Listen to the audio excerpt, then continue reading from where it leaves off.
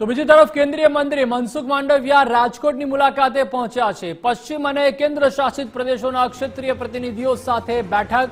4 કરોડ રોજગારીના લક્ષ્યાંકના આયોજનની શરૂઆત થઈ છે। વધુને વધુ યુવાઓને રોજગારી કેન્દ્ર સરકારનું લક્ષ્ય છે તેવું માંડવિયાએ જણાવ્યું।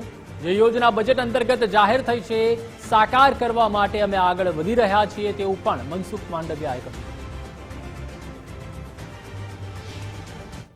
બજેટ એ યુથ એમ્પ્લોયમેન્ટ સેન્ટ્રિક બજેટ રહ્યું।